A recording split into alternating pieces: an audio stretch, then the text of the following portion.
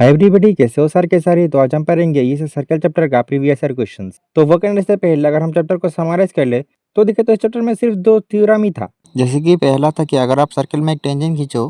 तो जिस पॉइंट में सर्कल और टेंजेंट आपस में मीट कर रहा है उससे अगर आप सर्कल के सेंटर तक रेडियस बनाओ तो ये दोनों परपेंडिकुलर होता है, मतलब कि ये वाला एंगल 90 डिग्री होता है। वैसे थ्योरम 2 में था कि अगर कोई सर्कल है और इसके बाहर किसी भी पॉइंट से ये वाला एक टेंजेंट और ये वाला एक टेंजेंट, दो टेंजेंट खींचो तो ये वाला टेंजेंट का लेंथ और ये वाला टेंजेंट का लेंथ सेम होगा। तो अभी इसके बाद पहले प्रीवियस ईयर क्वेश्चन को देखा तो ये सीबीएसई 2011 में आया था। इधर भी है कि in figure P A and P B are two tangents from external point P to the circle with the centre O L N touches the circle of M, prove that L P plus L M equal to P N plus M N. तो ये देखे तो बहुत easy है। जैसे कि हमें पहले बताया कि ये वाला पी पॉइंट सर्कल के बाहर है तो लिखेंगे here P A equal to P B, side में लिखेंगे because both are tangent from point P. तो फिर और अभी ये वाला पूरा पी ए लेंथ को लिख सकते हैं कि P L plus L A, वैसे इक्वल टू ये वाला पूरा लेंथ पी बी को लिख सकते हैं P N plus N B. इसको रख देंगे इक्वेशन 1 में। फिर नाउ अभी आप ध्यान से देखो तो ये वाला एल पॉइंट भी सर्कल के बाहर है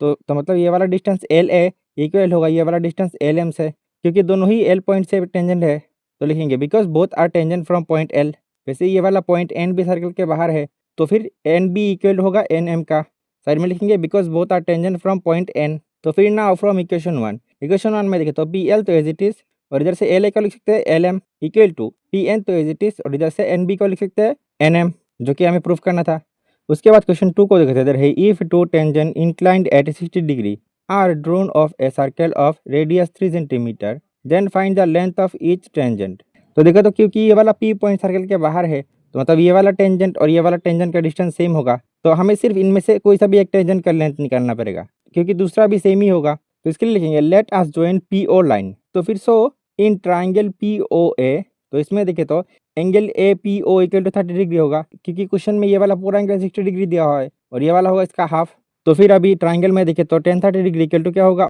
इस 30 डिग्री एंगल के ऑपोजिट ये वाला साइड डिवाइड बाई ये वाला 30 डिग्री के साथ छोटा वाला साइड जो कि है एपी। और 10 30 डिग्री का वैल्यू क्या है, अरे नहीं अभी फिर से आप भूल गए हो। देखो आप अपना लेफ्ट हैंड बाहर लाओ, 30 डिग्री उंगली है ये वाला, इसके लेफ्ट साइड में एक ही उंगली है मतलब कि √1 डिवाइडेड बाई इसके राइट साइड में 3 उंगली है तो √3 इक्वल टू ए ओ का लेंथ दिया हुआ है 3 डिवाइड बाई ए पी और √1 मतलब कि 1 डिवाइड बाई √3 इंटू और ये वाला ए पी इधर आके मल्टीप्लाई में हो जाएगा इक्वल टू 3 और A P equal to 3 into ये वाला √3 नीचे में है तो मल्टीप्लाई में आ जाएगा और A P equal to 3√3 centimetre. तो मतलब ऑप्शन ए है करेक्ट। वैसे अगर क्वेश्चन 3 में देखे तो इधर है two tangent segment P A and P B are drawn to a circle with centre O such that angle A P B equal to 120 degree, prove that O P equal to 2 A P. तो इसके लिए पहले लिखेंगे let us join O A line. तो फिर सो in triangle P A ओ, तो इसमें देखे तो angle A P O equal to 60 degree. तो फिर देयरफॉर पी ओ हमें O P equal to 2 A P proof करना है। तो ये वाला है थीटा एंगल, तो इसके साथ ये वाला बड़ा साइड हो गया हाइपोटेनियस और इसके साथ छोटा वाला साइड हो गया बेस। तो बेस और हाइपोटेनियस से क्या बनता है कॉस। तो फिर therefore cos 60 degree equal to क्या होगा P A by P O और कॉस 60 डिग्री का वैल्यू क्या है, आप फिर से भूल गए हो तो अपना लेफ्ट हैंड बाहर लाओ, ये वाला है 60 डिग्री उंगली और इसके राइट साइड में एक ही उंगली है तो √1 divide by 2 equal to P A by P O और √1 मतलब कि 1 और ये वाला पी ओ नीचे में है तो इधर के मल्टीप्लाई में हो जाएगा equal to P A. Therefore P O equal to ये वाला 2 नीचे में है तो मल्टीप्लाई में आ जाएगा। तो यही है जो कि हमें प्रूफ करना था।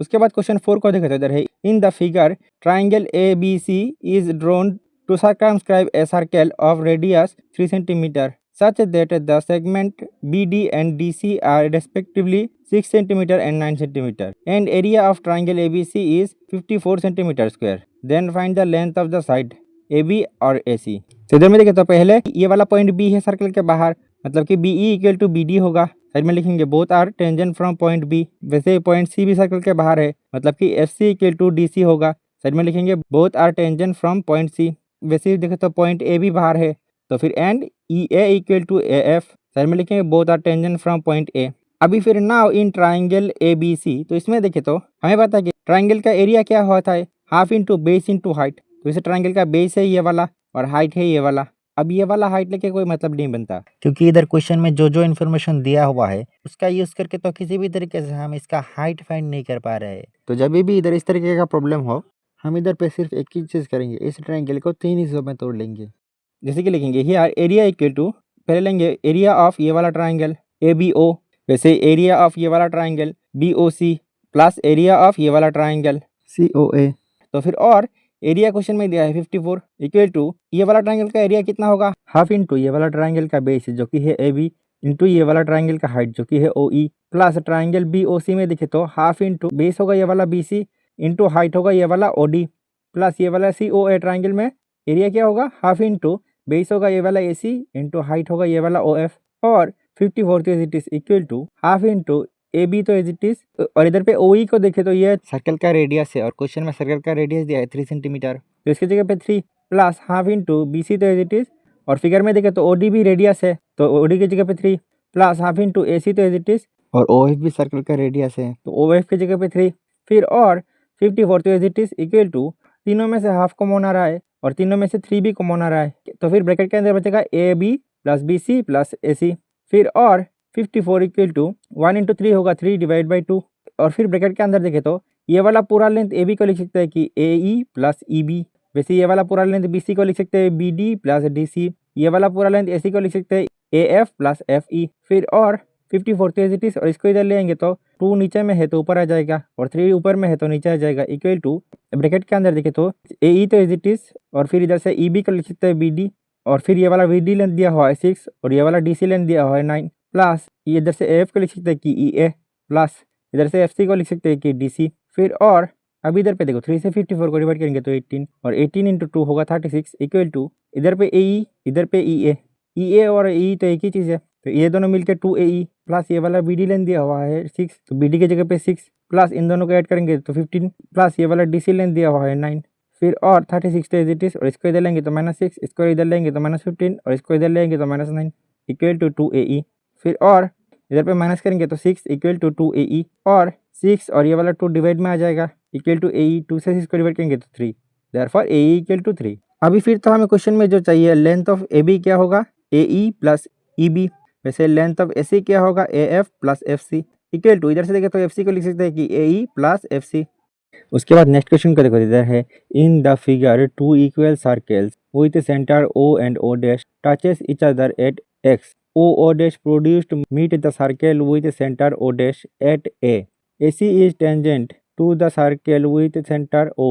at the point C. O dash D is perpendicular to AC. Find the value of DO dash by CO. तो इसके लिए लिखेंगे here in triangle ACO and triangle ADO dash, तो इन दोनों ट्राइंगल में देखें तो ये वाला एंगल होगा 90 डिग्री, क्योंकि क्वेश्चन में दिया है कि O dash D line AC line के परपेंडिकुलर है, वैसे ये वाला एंगल भी 90 डिग्री है क्योंकि इधर पे AC एक टेंजेंट है और इधर OC सर्कल का रेडियस है, तो इधर पे लिख देंगे angle ADO dash equal to angle ACO, side में लिखेंगे बोथ आर 90 डिग्री। फिर देखें तो दोनों ही ट्राइंगल में एंगल A है तो लिखेंगे both triangle have angle A common, तो फिर तो सो हम लिख सकते हैं कि triangle ACO similar to triangle ADO dash, side में लिखेंगे बाई एंगल सिमिलरिटी रूल, तो क्योंकि दोनों ट्राइंगल सिमिलर है तो therefore AD by AC equal to AO dash by AO equal to O dash D by OC, तो फिर so AO dash divide by AO equal to O dash D by OC और AO dash तो as it is, और नीचे ये वाला पूरा AO line को देखे तो इसको लिख सकते हैं कि O